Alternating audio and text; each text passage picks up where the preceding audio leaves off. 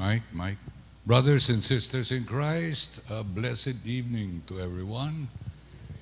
We thank the Lord for bringing us together tonight, and we thank each and every one of you for joining our Catholic hour to be a better Catholic an hour at a time. I understand there are some guests from other parishes and communities. Could we see a raise of hand from other parishes? There you go. Thank you for joining us. The topic that we have for tonight's Catholic hour is the Shroud of Turin as a prelude to the Paschal Triduum, and hopefully as a basis for your reflection during the Lenten season. The Shroud of Turin has been investigated from a forensic, from a medical point of view, and Dr. Gisbert will talk about that. But it will describe the extreme sufferings and the excruciating pain that our Lord Jesus endured. And I hope that during the talk, you will be touched by God's love for us. And at the end of the talk, we hope that you will then discern of God to Him this Lenten season and beyond.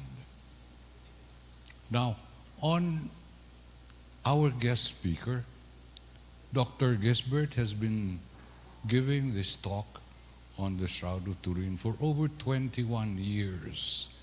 And that was the time that he took over from his father, Dr. Antonio O. Gisbert, who passed on in 2005. And since then, he has been the one giving this talk on the Shroud of Turin. And we are fortunate to have him with us tonight. But let me probably give you a short background on Dr. Gisbert. He is a peripheral vascular and trauma surgeon with the Makati Medical Center.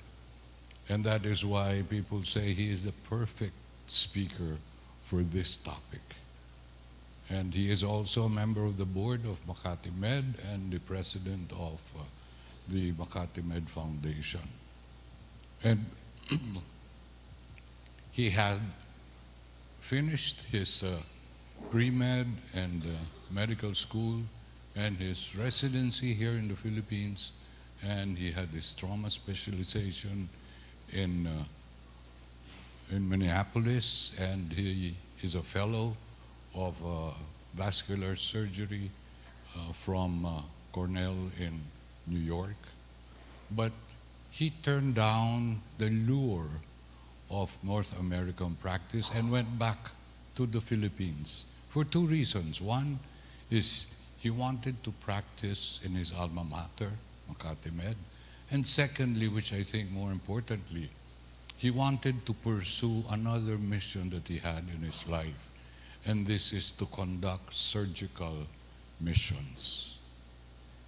And with Makati Med Foundation, believe it or not, he has been organizing, conducting surgical missions all over the Philippines for the past 40 years.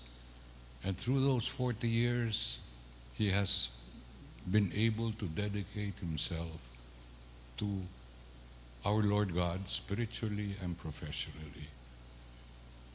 He is married to Arlene, who is here with us. Arlene, could you wave your hand to be recognized?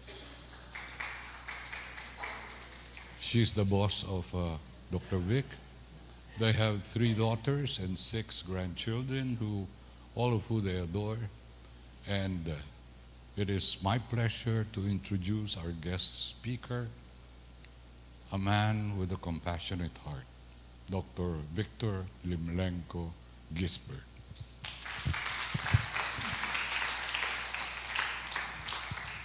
5 minutes lang. Yeah, 5 minutes lang. No, but I really pay him to say all of those things. Good evening.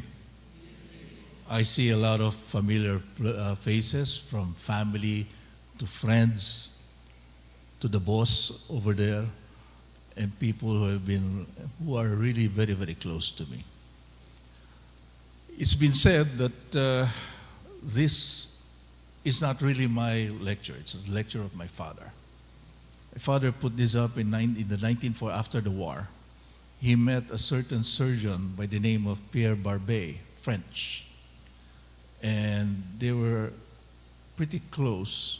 And they decided they had the same passion of finding out how did Christ die as a surgeon looking at Christ.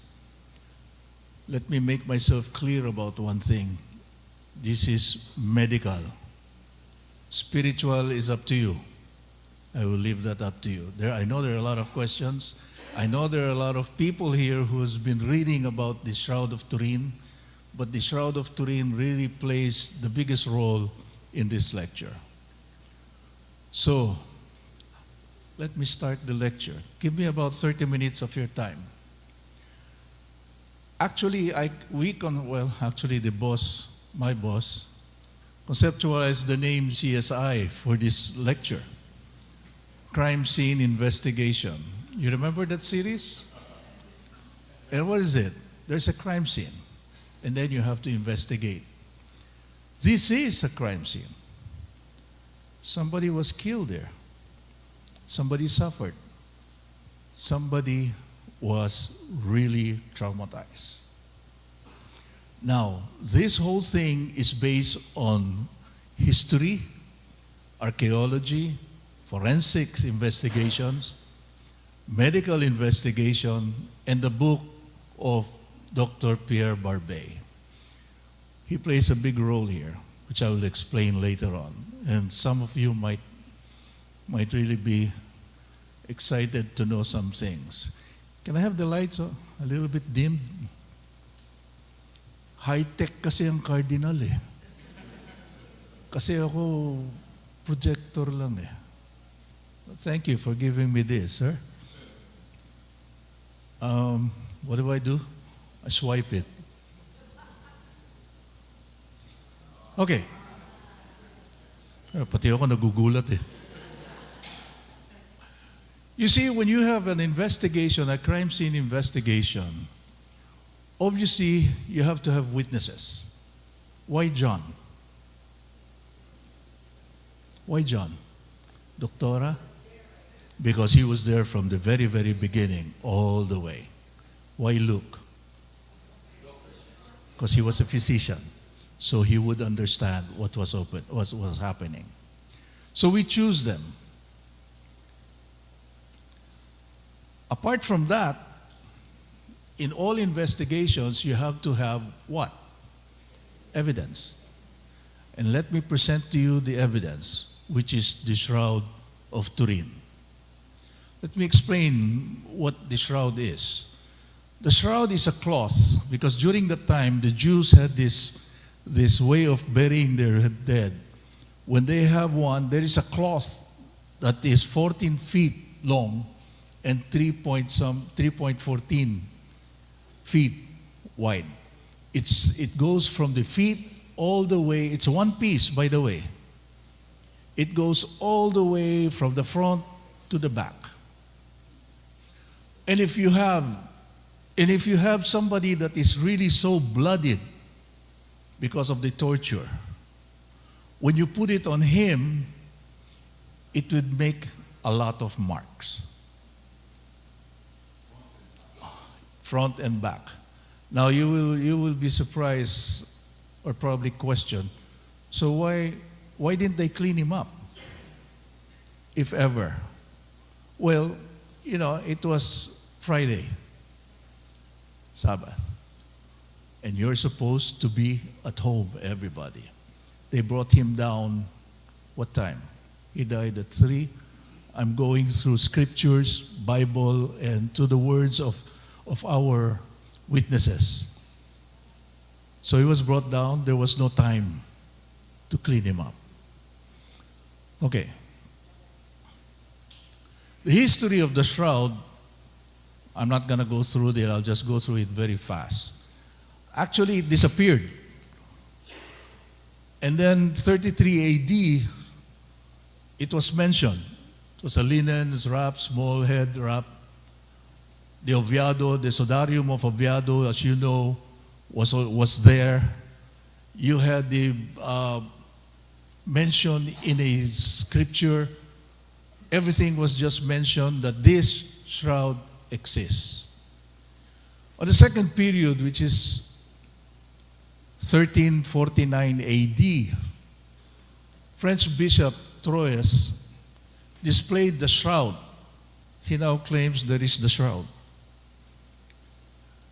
And that century after, a lot of these big-time families decided, yes, it's the shroud, so we'll buy it.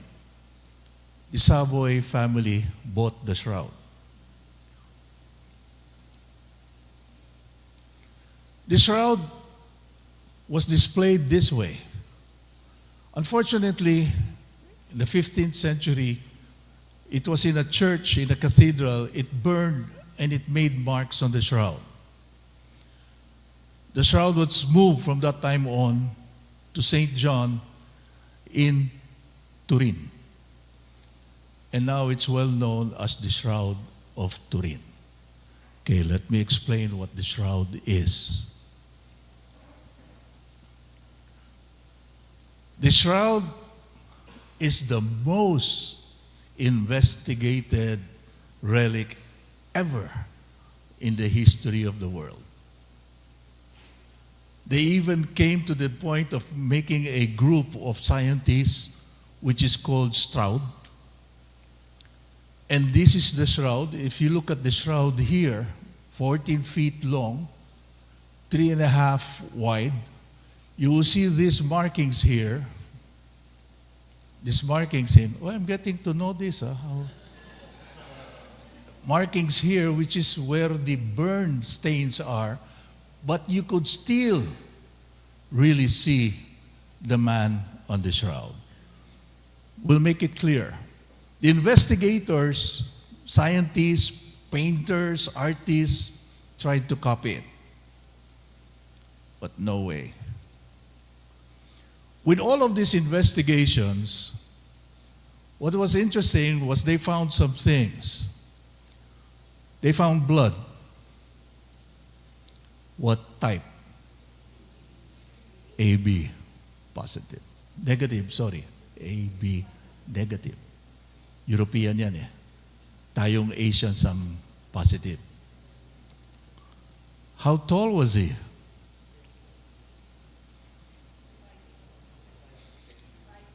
5'4", 5'10".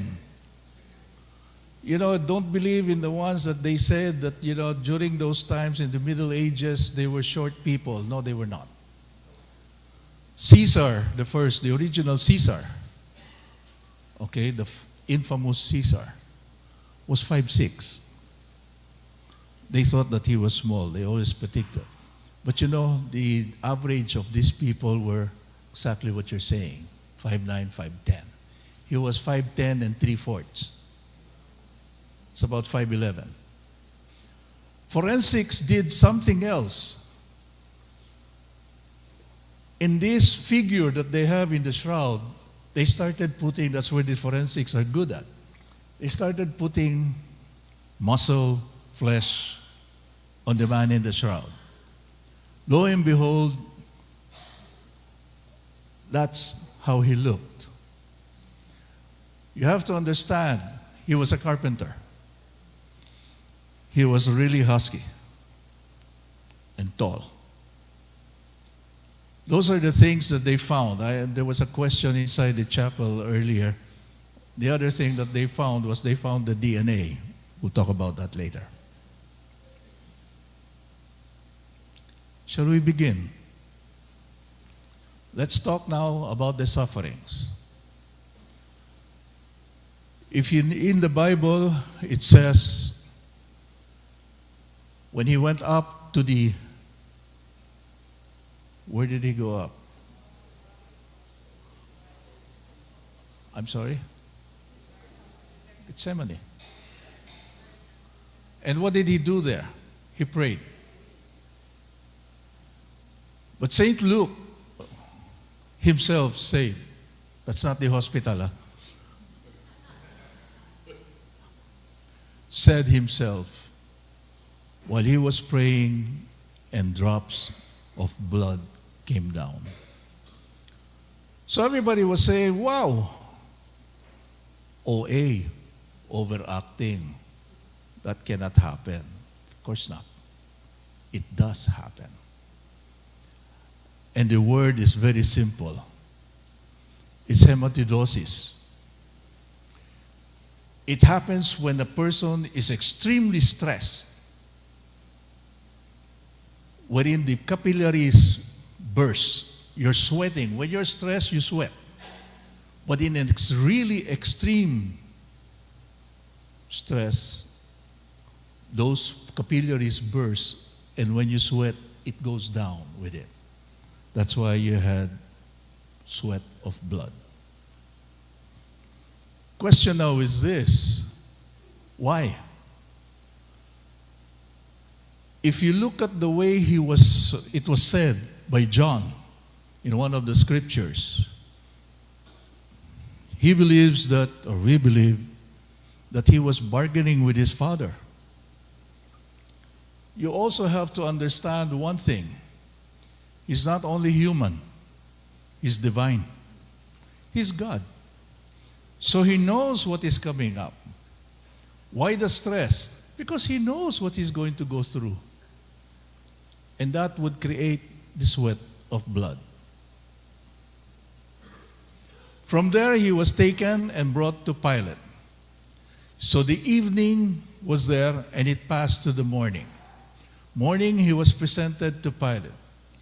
Remember this, Pilate said, I have found no crime in him deserving of death. He doesn't want him dead. And he was telling the people, he didn't do anything wrong.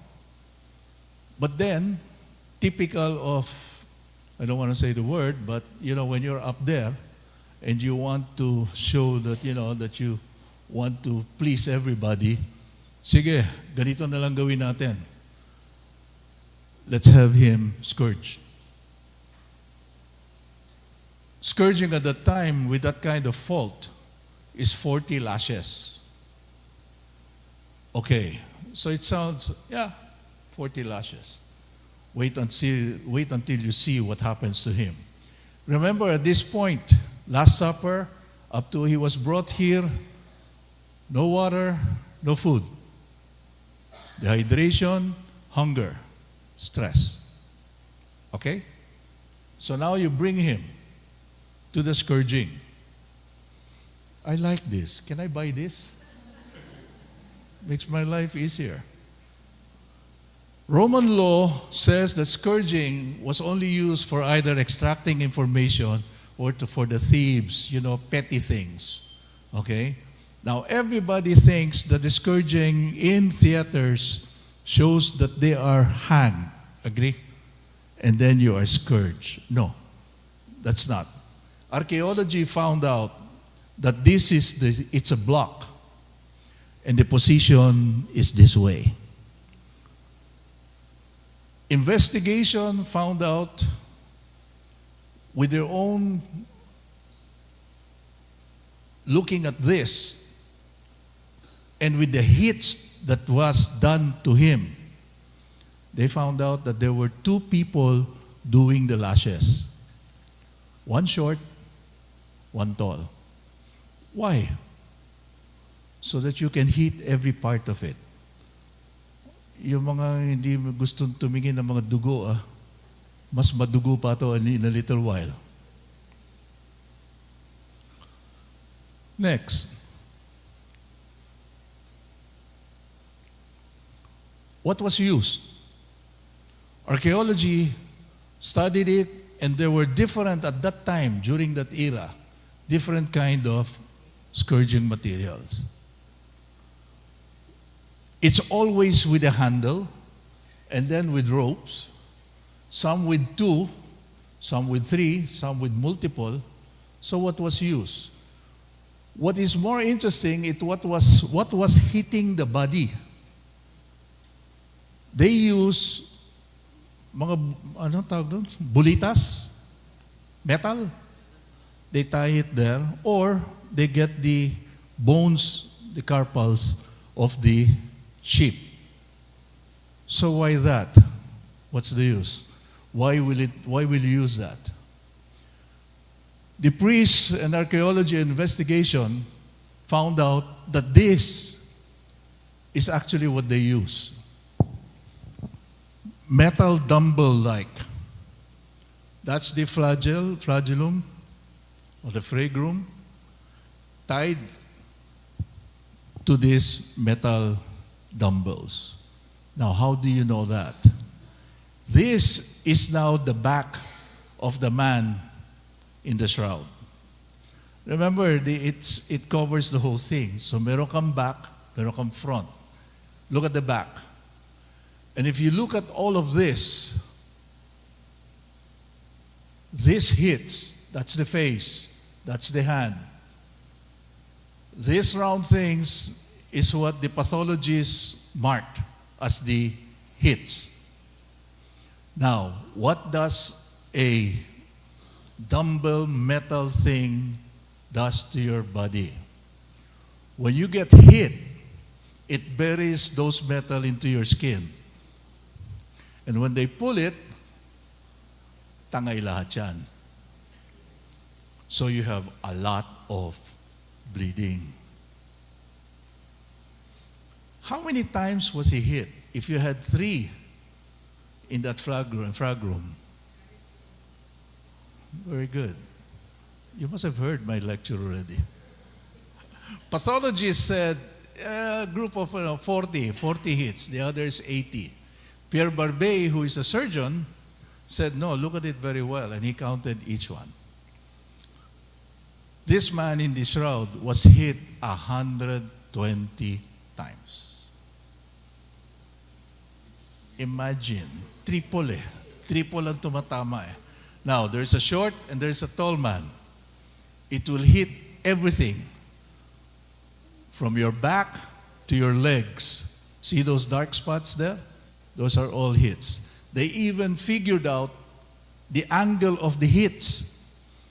Some are like this, some are like that.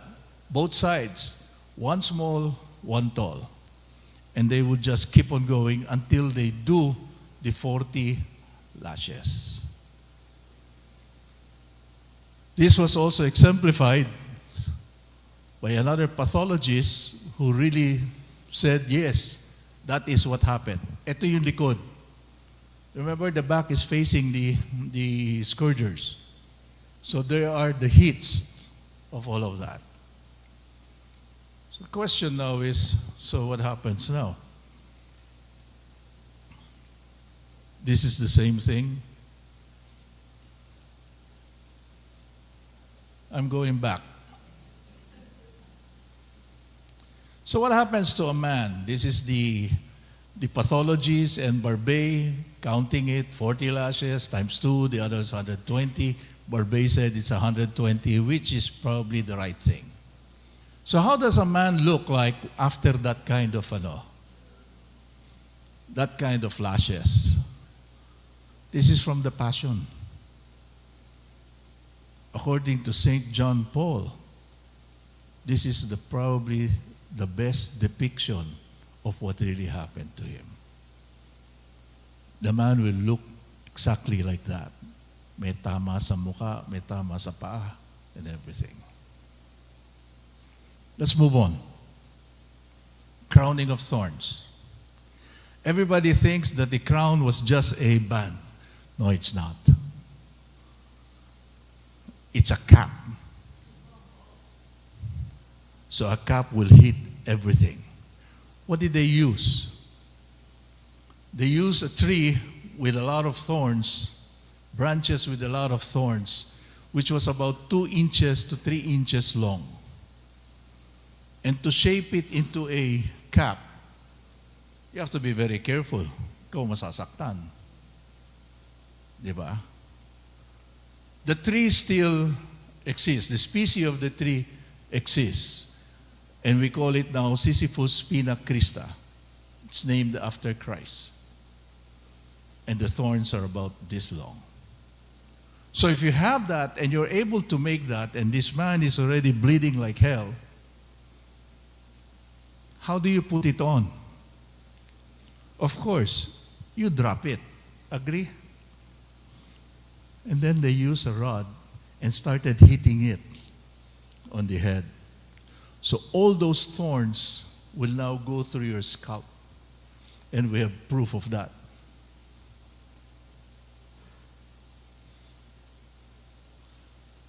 The man in the shroud, you see the face, the arms, the legs. You see the forehead? There's a lot of light things there. That's not his skin, that's his scalp. Because those thorns went through the scalp. You have a man that's already bleeding profusely. And then you put a crown of thorns. Is this normal for the Romans? No, it's not. They never did that to anyone. They just did the scourging, then set them free. Not this one. After this, he was what? Sent back to Pilate. And the conviction was what? Crucifixion. Archaeology and history shows that there were two types of crucifixion. The one that is high, which is called crus sublimis, and one that is crus humilis. This was done by the Romans. What is the sublimis, the high one? Your offense is supposed to be seen by everyone. You're going to be displayed. That's why they put you up there. Crus humilis is the lower one. They nail you there, and then they leave you there for a week because the dogs will start eating you and so on. That's how bad it was. So what happened then?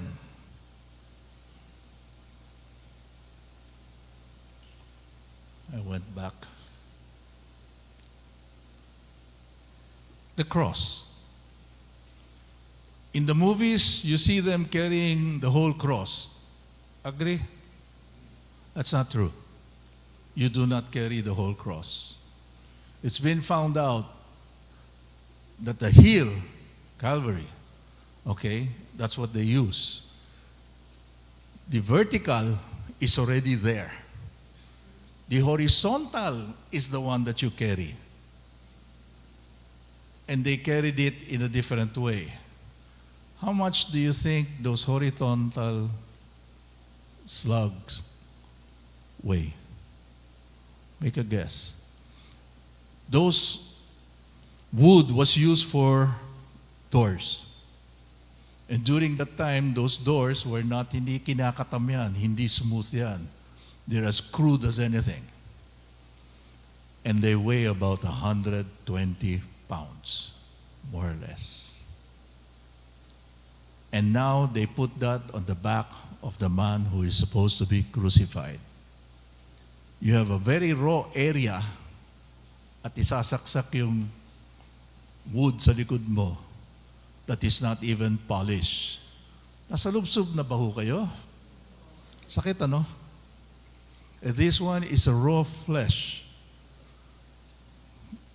And the wood is on your shoulder. How was it done? By the way, the horizontal is called the patibulum, the vertical is called stipes. You put those two together, it's called crux. That's why the crucifix, that's where the word came from, crucifix.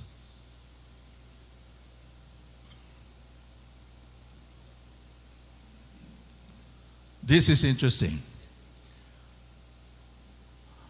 How did they go? Remember, there were 3 of them. Okay? And he was the last. Third person siya, according to John. And how did they do it?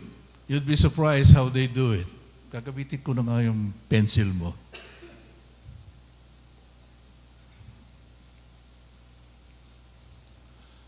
This is the first, the second, and the third. You bring the slabs, it's tied on you. This slab is tied to the second is tied to the third. And then it's tied all over the body. And then the last man, the tie is on the ankle. Interesting, ano? So tatlo kayo nakatali, sunod-sunod. Why? Reason why the slabs are tied, so that you cannot do this and hit the soldiers. It's tied to the second one so that you are uniform in walking. The third one is tied to the ankle, okay, so that no matter what, if he falls, you drag him. Which is what happened. You have a man that is purely dehydrated, bleeding like anything, with a crown of thorns, and you put him as the third person.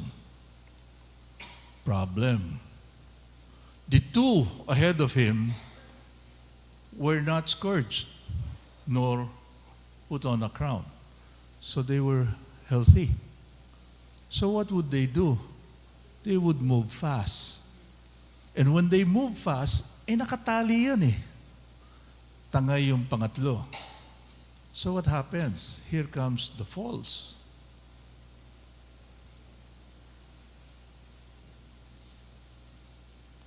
Kuha ko na ah. How do I do? Go this way? Okay. The proof by forensic. This is the back of the man in the shroud. He was carrying it obliquely. Because this one, as they have studied it in the forensic, they saw that this area was practically no more skin. Kapatong yung kapatong yung 120-pound slab. And he cannot take it out because it's tied to him. This is an artist's depiction of how it is. It goes this way, from the right to the left.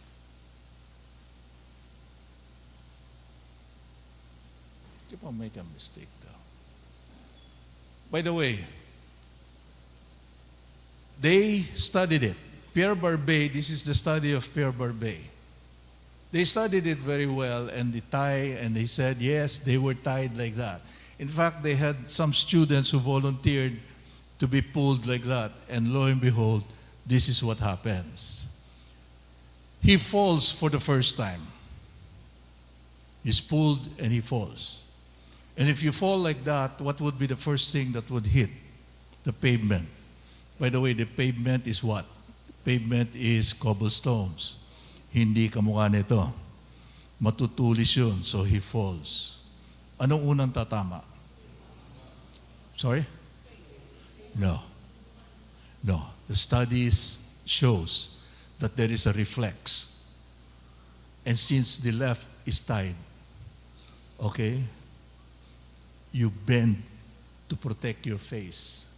So unang-unang gagasgas dyan is the knee. It's right knee. Ergo, you have a very much contused and inflamed knee. Let's go back to this next one.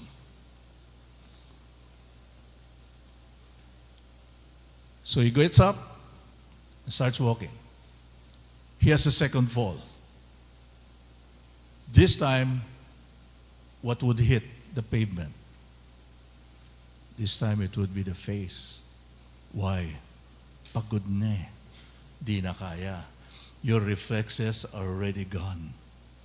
So he falls face down. So what happens? You now get a massive contusion in the face. You have swelling of that nose, the valley of nose. You have this inverted 3, which is the puncture of the crown. You have massive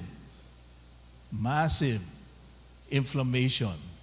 That's the third fall.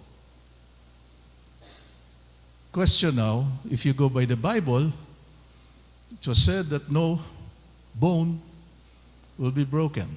Agree? But he broke his nose. Doctora will answer that. The nose is a cartilage. It's not a bone. So it still goes with your scriptures. Third fall, the Romans said, if he keeps on falling, he's going to be dead by the time we crucify him. Cannot be. He has to die on the crucifix. That's by law. So what did they do? They called Simon. And according to John and the other apostles, he was not a volunteer. They just pulled him. Malaki siguro katawan. And he carried the patibulum. Okay. Everybody thinks that the crucifixion is just nailing him and so on and so forth. History shows that the crucifixion was not invented by the Romans. It was invented by the Persians, who is now the Iranians. It was popularized by Alexander the Great, because every time he would win a battle, the enemies, he would crucify them in the streets. That's why it became very known. Now, I need you to understand this. Romans crucified 500 Jews per day, which means they were really experts. This is where the medical comes in now.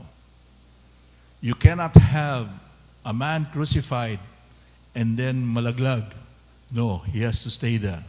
Because the dynamics of crucifixion is, you'd be surprised, it's the most diabolical torture ever. And I'll explain. I never got that. Let's talk about the nails. If you look at these nails, these were the kind of nails that were used.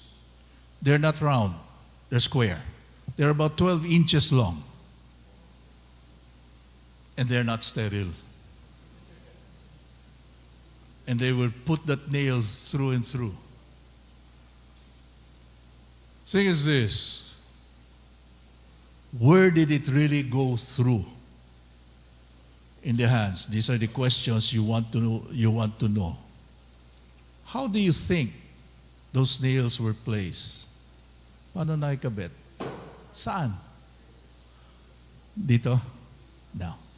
They tried it here, and it broke. It broke the bone. Where? Here? The palm? It will not carry him. He was about 180 pounds. That's kind of heavy. Diabolical nga eh.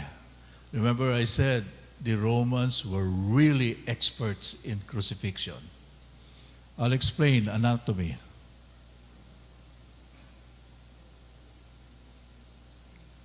Okay, this one, I want to know if you're still awake. These are the arms of the man in the shroud. The white ones is the blood. Okay? These are the fingers. And if you look at it in forensics, this is the blood, these are the fingers.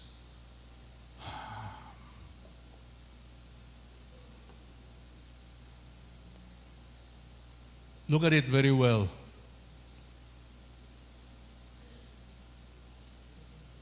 What's wrong with it?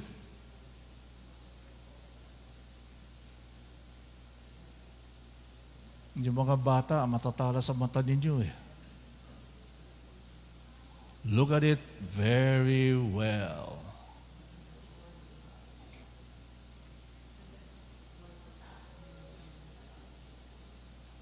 Or when they die, they put them like that eh. That's really the position. Gentlemen, ladies, 1, 2, 3, 4. 1, 2, 3, 4. 4 fingers on both hands. Why? Because the position is like this. And we can explain why the position is like this. When you nail a man through and through, ayan ang 1, 2, 3, 4 mo eh. Same thing as that. Oh. There's no thumb. No thumb. Because it's under.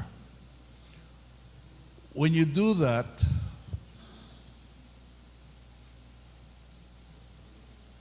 marunong na ako.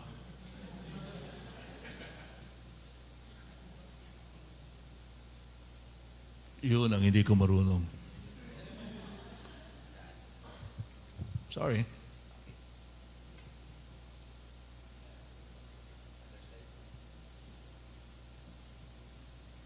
Anatomy. And I'm glad I have a lot of doctors here and nurses and so on. Hand. Carpals. Phalanges. And you have the carpals, its name. There is a spot called destot space in your hand. Okay? But what is more important is this. You have 3 nerves here. The radius, the ulna, and the median. The median is right here. This is the radius nerve, the ulnar nerve, and the median. If you nail it from there, and it's not straight, what they do is they oblique it. That's why lumalabas dito. Ang lumalabas, nakaganon dito. I'll show it to you later. When you do that, you hit the median nerve and you break it. Does anybody have a carpal tunnel? Painful, no? Ito, wasak. The function of the median nerve is this. So when you break that nerve, automatic reflex goes like that. That's why you only have 4 fingers. The angulation of this one, ikaw na nga dito.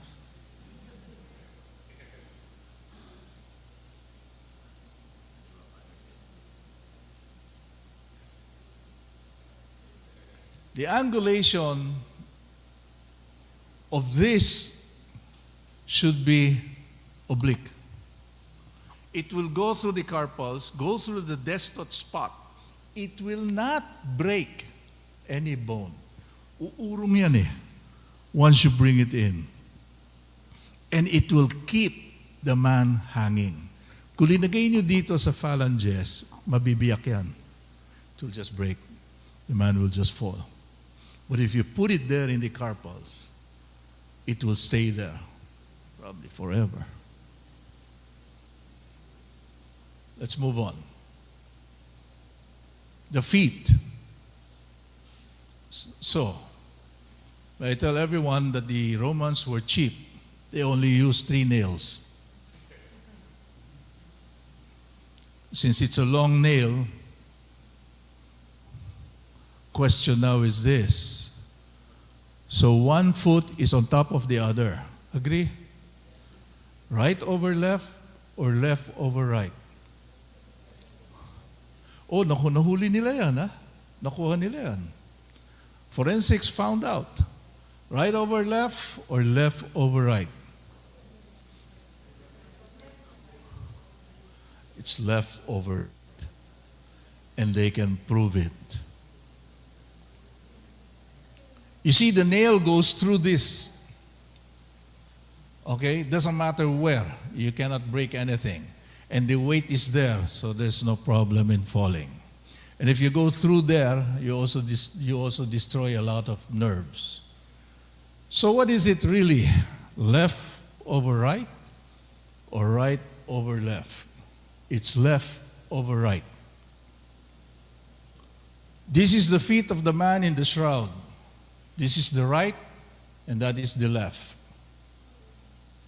logic. When you have somebody already up there, hindi pa nakababa. Kailangan nandun na sa taas eh. You nailed him already up. So now you're holding the legs this way. They found out the right one is flat on the wood.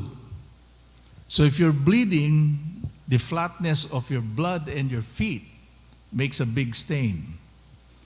The left side, you try to hold, okay, to put it in place. Guess what? The fingers of the people who were holding him were still there. Even the fingerprints. So it is left over right.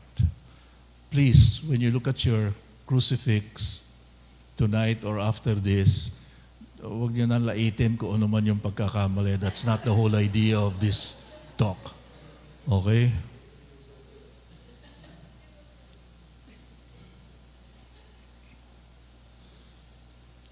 How was the position of the man in the cross? The position would be like this, not this way. Proven in the man in the shroud, there is more blood on the right. So why? So the man in the shroud, or when he died, when you're crucified this way and you relax and you die, you go this way. Dominant. So when you're bleeding here, there's more stain. If this one is outstretched, it will go down to your ground. Mas maraming blood dito. That's how it's proven. Raise your right hand.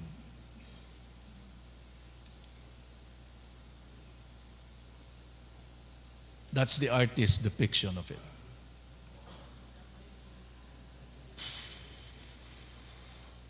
Okay. Crucifixion. I need you to understand the physiology of the crucifixion. I have mentioned that it is the most diabolical torture ever. Look at this. You are nailed both hands. You're nailed on the feet. You've been scourged all over. You're bleeding like anything. You have a crown of thorns there. Every time you do this, pasok lalo yung thorn. Now you remember, I remember in Ateneo, when we were young, grade school, the calisthenics goes, breathe in, breathe out. Because the expansion of the lungs. Physiology. In, lalaki, and out, okay. Now, tell me, how do you do that when both of your hands are nailed to the cross? Why? Because the whole idea is for you to really suffer for each and every breath that you take. When you want to breathe, you have to raise yourself up. You're going against the nails on both sides and the nail on your feet. For God's sake, how painful is that?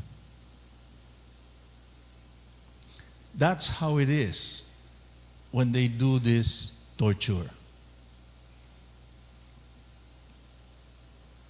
I'm nearing the end. It was a Sabbath day, 3 p.m. The order is nobody should stay on the cross. Everybody should be brought down. But they're still alive. The order of that one is simple. You break the legs of the ones on the cross. Why? When you break the legs, he cannot push himself up to breathe. And it hastens the death. So they went to the first one. And they broke the leg. So namatay. They went to the second one. And they broke the leg. So he died. By the time he went to the third, the man in the shroud, he was already dead. Let me give you some insights. You remember Hitler? Holocaust? You remember the Indiana Jones series? What was it all about? It was all about getting the Holy Grail, everything to do with Christ. Why? Because Hitler was so obsessed on how Christ died. This you don't know. Hitler was Catholic. He was not German. He was Austrian. And he wanted to know. So what did he do? During the concentration camp, he hired, I'm not proud of it, he hired surgeons and said, do exactly what they did to him. Crucify the Jews and make notes on how he really died. And they did. They did hundreds of them. And this manuscript was called Verboten. And the one who got hold of it was Pierre Barbet. That's why he knows a lot. Problem is this. When they did everything, scourging, crowning of thorns, nailing and everything, those they crucified, doing the same thing, lived another 3-4 days. But he died 3 hours after. Why? This is more spiritual. That's why I wanted Father here. So si Father, tinakasan na ako. There, Father is there. But he died 3 hours after. And it's explained by one sentence. What was the last word? The 7th word. Father, it is finished. I commend my spirit. He's God. In other words, what he's trying to say is, I've done already what you want me to do. Tapusin na natin to. And he did.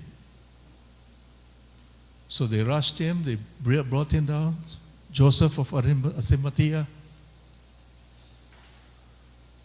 This is a depiction of the wounds. Before he died, what was the wound on the chest? When he was dead, and the centurion said, he's already dead, but you have to be sure. And it's called the coup de grace, the last stroke. That's how it became popular. And they would spear right here on the right side, 5th and 7th intercostal. Why? Because you hit the heart. Why on the right? Everybody says, no, it's on the left. No, it's on the right. These are the spears that were used. The centurion always had the biggest one. Pierre went to he started sa kadaver, hindi sa buhay, started trying to do the same thing. And lo and behold, when it was done, the manuscript shows, because the last thing here that is very important to all of us, the wound on the side at the top of the opening. And John said, blood and water came out. How can blood and water come out? Blood, yes. Water, simple. Explanation was done by a surgeon. When somebody is traumatized very badly, they bleed internally, and more often than not in the lungs and the heart. When they bleed, they accumulate inside the chest wall. When they die, okay, you have to understand, blood is not only red blood cells. It is white blood cells, plasma, and serum, and you name it. The only thing that's red there is your red blood cells. There is a thing that they call sedimentation. What happens here is a hemopericardium, hemothorax. Stroud came up with this by doing all of this in men that were traumatized. The red blood cells, which is the heaviest thing, goes down. and the serum stays up. Mas magaang eh. So when you puncture somebody here, it's the red blood cells that comes out first. And then you have the serum. Blood, red, and water, which is white. Of course, they will not say it's lymphatic or any of the serums, no? But it's white. So they called it blood and water. Tama pa rin yung yung Bible, yung scriptures. Let's move on. So what happens to this man in the shroud? First, there was hunger. He hasn't eaten the whole day, the night before the Last Supper. Second, there was so much stress depicted by sweat of blood. Scourging. He lost a lot of blood. Probably more than half of what he had in the body. Then the crowning of thorns. Pain and more blood. Then the carrying of the cross. The weight, the pain on the back. By the way, let me give you an anecdote on this. Saint Catherine was dreaming. Anybody knows Saint Catherine? Saint Catherine would dream about Jesus Christ. And she would talk to him. And one of her questions was, what was the most painful thing in his passion? It was the carrying of the cross. Probably it's significant because he was carrying all our sins. Then the crucifixion. Severe pain, breathlessness, oxygenation not coming in and so on, carbon dioxide remaining in your body and so on, which causes what? A term called tetany. Alam nyo kasi tetanus eh. Yung nakukuha. No, tetany is severe cramps. Have you ever had cramps? Di ba? Sa paa, usually. Sakit ano? No, this one is not that kind of cramps. This one is the whole body, the whole muscles of cramps because of tetany. You lose all the electrolytes and the muscles just cramps all the whole body. You know how painful that is? So that leaves us what? Death. After 3 hours, he dies. Question is, what did he really die of? In the manuscripts of Verboten, they die of 100% of them, they die of one thing. Asphyxiation.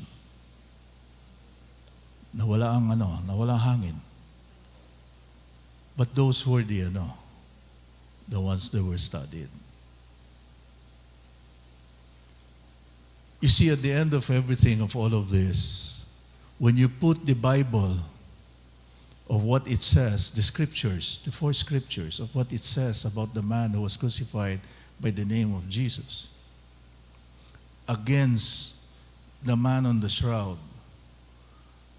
my God, it is pinpoint matching everything.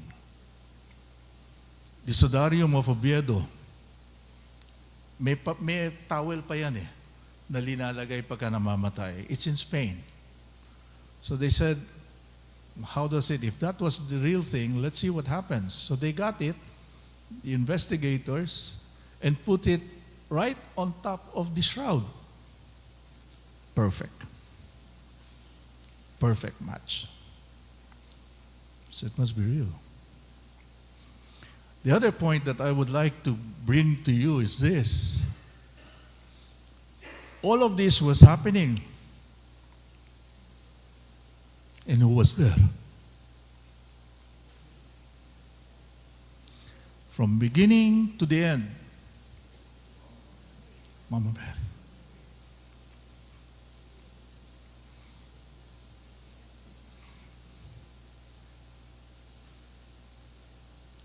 Forensics even went to the point of this is the man in the shroud and put a face on it. That's how he looks.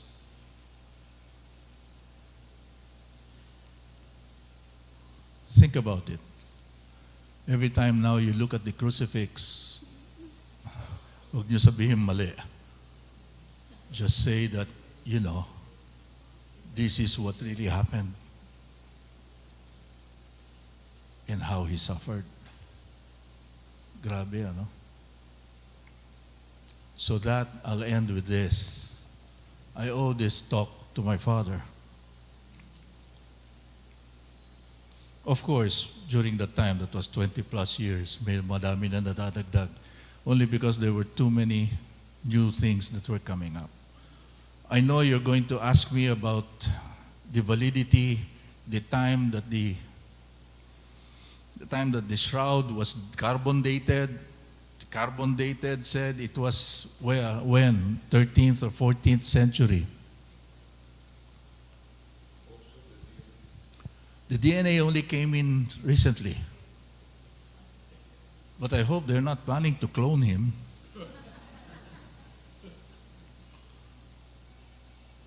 The shroud right now is gaining more popularity. Of what? Of being the real thing. Okay.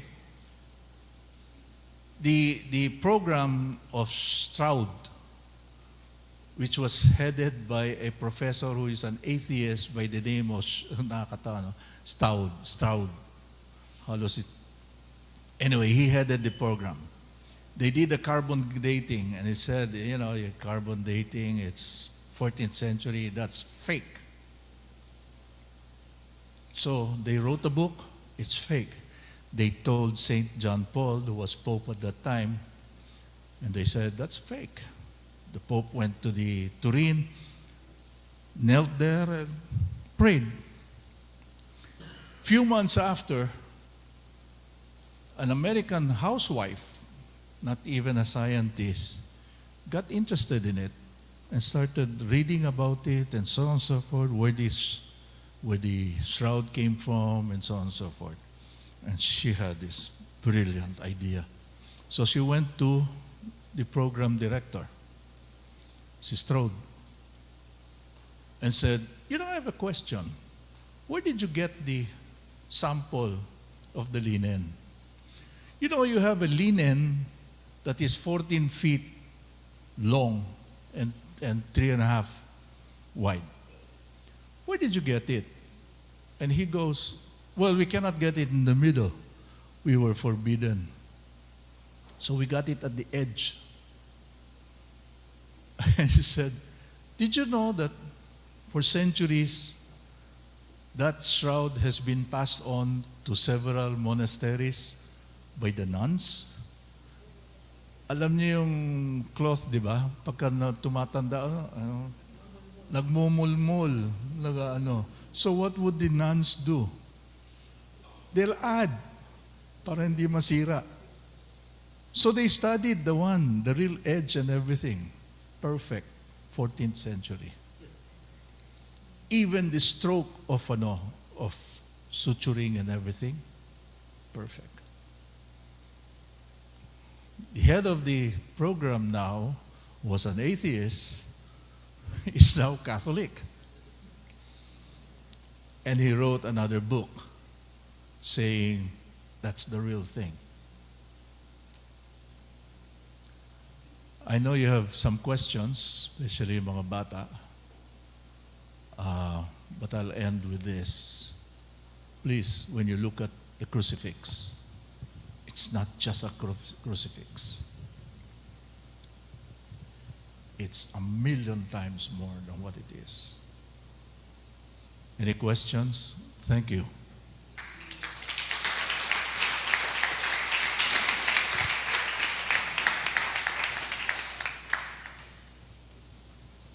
Kung walang questions, either you slept the whole time or you didn't understand anything I said. Nangingilabot pa ba? Pero what really, I can relate with the trauma that's been done, but I cannot relate with the mother. Ilalagnat lang anak mo hindi ka na mapalagay Ito, pinapanood mo lahat. Torturing your son. Questions? I know my boss there has a lot of questions. Sir Boy, by the way, Mr. Domingo Guevara over there at the end.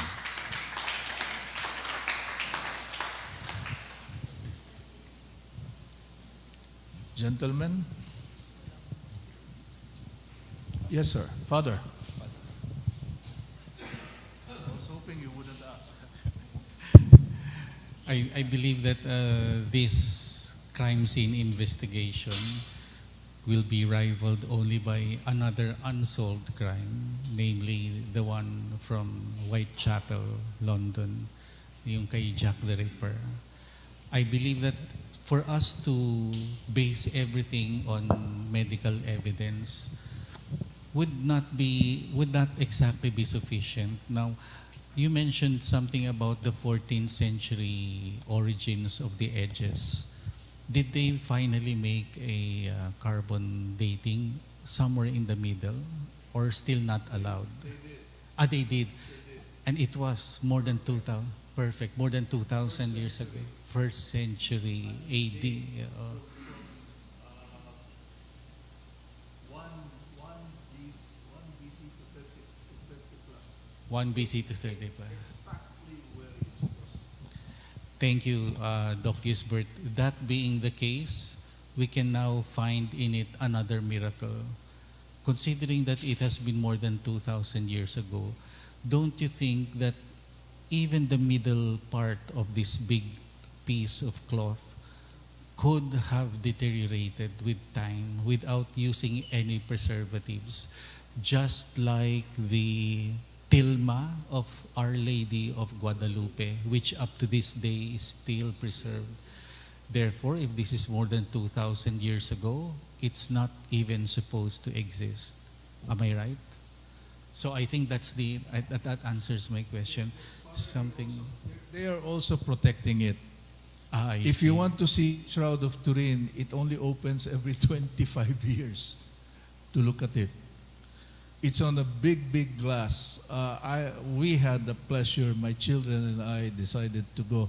It was opened when Pope Benedict was given the popeship. And the first thing he wanted to do was to look at the Shroud of Turin. So the cathedral had no choice but to open it. And when they opened it, we had a chance. So we decided, for 2 weeks lang binuksan eh. We had a chance. We flew right away. I'll give you my experience or our experience. It's a long, long, long line.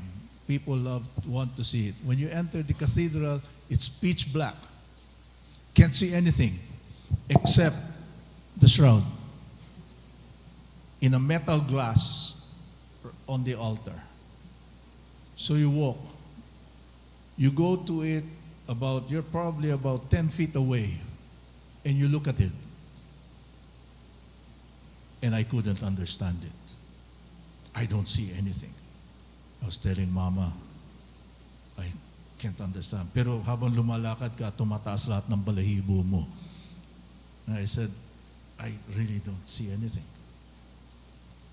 So we passed, we said our prayers. You're given 1 minute to stay there, and then you start moving on.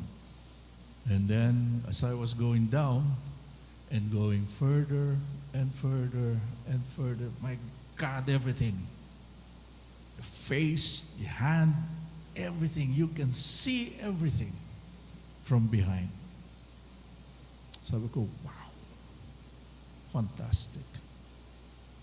If you get a chance, it's not going to happen during my lifetime anymore. That's 25 years from now. So, okay, oh Father, where'd you go? Questions? Father, you have another question? Well, I believe that they also checked or double checked, triple checked to make sure that there are no brush strokes in order to produce the. I'm glad you're bringing that up. They copied it. They did everything. They brushed it with blood. They brushed it with special ink. They brushed it with everything. Nothing except one. Where? Atomic bomb. radiation.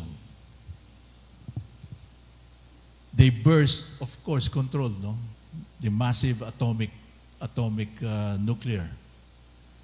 They burst it under a skeleton or whatever. That was the only thing that made it at the most 90% correct. Where would you get atomic bomb during that time? In other words, it took that much radiation for him to go through that linen. And that has been proven. But they cannot replicate. But what they're getting now, pieces of it, even the insects was in the era of Jesus Christ. What particular insect? That I don't know. They're in West Philippine Sea. The insect.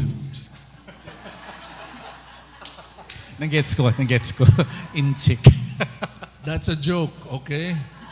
Doc Gisbert, last question. Now that we are convinced of the authenticity of this most precious relic, have there been recorded any particular miracles attributed to it? A lot of healings. Predominantly healings, which was basically what Jesus did. Yeah, healings. Dami. It's amazing what he went through. But I was also amazed, but he tried to bargain to get out of it. But Doc, why doesn't the Vatican take custody of this? It hasn't. It hasn't declared it as a holy relic. I see. Maybe the Vatican is just being cautious. Bingo. Exactly. I'm sorry, ma. The Pope always visits. Benedict, what?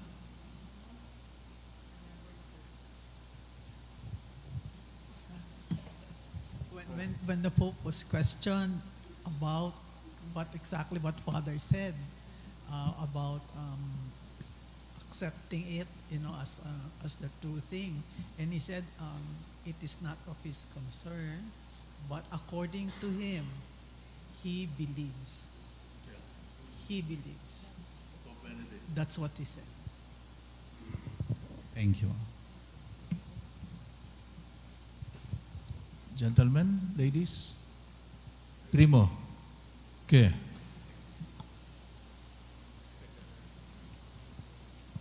Sir, I've seen the picture of that holy face.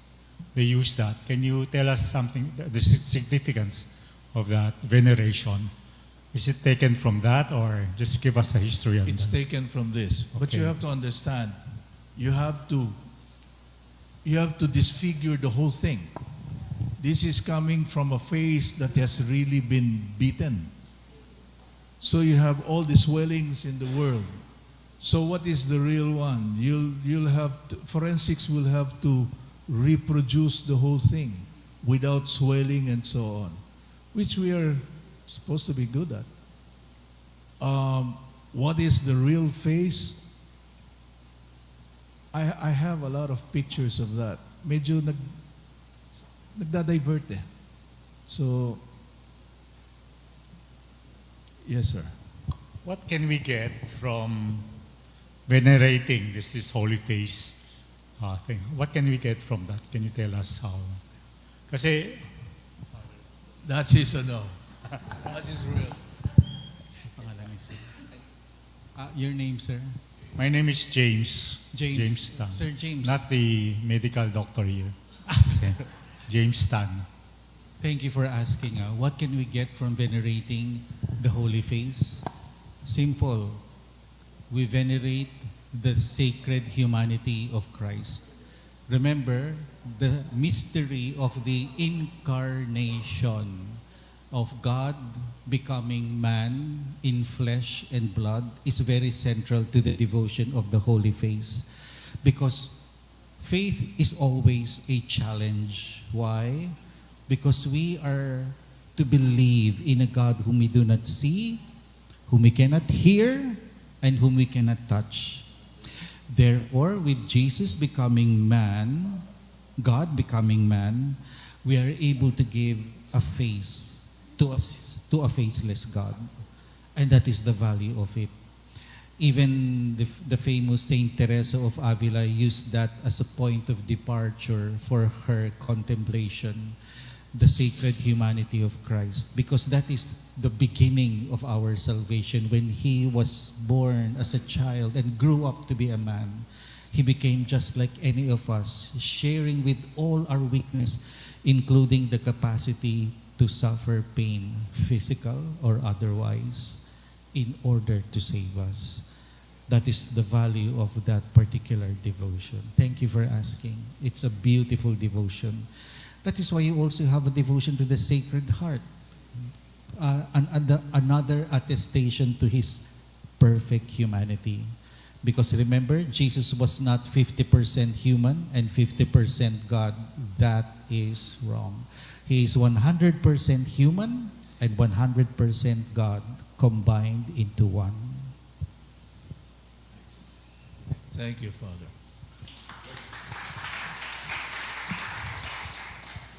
Alam ko yung si Doktora may tatanong eh. You know, when I see doctors in the crowd, I tell myself, that makes my life easier. Kasi mas madali nila intindihin yung sinasabi ko eh. Questions? Ed? I know, he's a doctor. That's why when we talked inside, I said, ay, salamat. That's why I kept on looking for him kanina pa. Sabi ko, hindi ko makita. Questions? Gentlemen? Ladies? And I'm surprised that you have children here. Gruesome eh. Doc, may question. One more question. Yes. Aini. Naka-on. Just two comments. Not really questions. Maybe there are not so many questions because your talk was very clear. Thank you for that. And this After is- 21 years. And second comment, just a passing comment from homily of a priest. He said God could have sent his son to die during the 1970s kasi electric chair, mas mabilis, ganyan. But he sent his son during the time of the crucifixion kasi grabe yung paghihirap. Thank you. Actually, he was right. When my father gave me this lecture, and Sir Boy there knows my father extremely well. You know, he was an eloquent speaker. He was the Dean of Medicine of UST, and he was a orthopedic surgeon. And my God, he was an eloquent speaker. So when he passed away and he gave this to me, first time I was going to give it, I said, my God, you know, I can't match this man. Galing magsalita eh. I said, bahala na. You know, Father, honestly, it just flowed. And I said, how? Yeah, just flowed. Thank you. Thank you for this evening. It's a pleasure. Doc Vic, on behalf of the pastoral ministry of the chapel and on behalf of our chaplain, Father Jerry, we express our deepest thanks for taking time to share with us the talk on the Shroud of Turin. You know, the most one I really cannot forget the experience, and I've given this all over the world. The one in Hong Kong, the one in Switzerland, and the one in New Jersey. That's the ones I really remember. Alam mo, iyakan ng iyakan. But to make everything light, remember I asked, he went to the mountain to pray, and then we had all nuns. My audience was all nuns from age 30 to 130. something like that.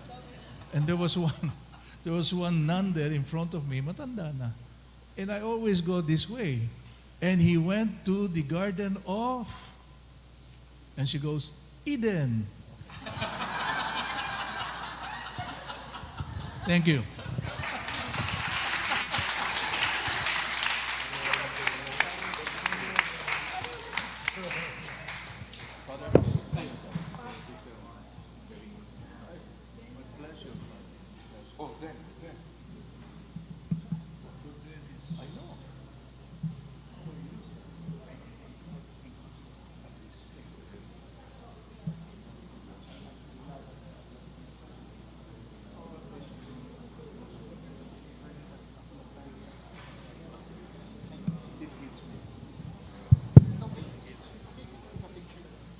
Before we part ways, I would like to personally thank both Kuya Boje and Dennis for inviting a very distinguished guest in the person of Dr. Gisbert. We have benefited much, not only intellectually but spiritually from this very rich talk, no? And maraming salamat din po sa lahat ng members ng ating past meet who are here gathered. Pati na rin po si Ma'am Jenny Laksamano. And at the same time, yung ating mga panauhin from, am I right, Dennis? They are from Father June Abogado's Our Lady of Fatima. Thank you very much sa mga youth natin. So I leave you now to Doc Dennis. So once again, we thank everybody for joining us in another episode of Catholic Hour. Thank you, Doc Gisbert, for being with us. And then we invite you again to our next edition. Will be on March 25. We'll have a Lenten recollection with Father Adonis Aclolo as our speaker. So see you on March 25. Thank you, everybody.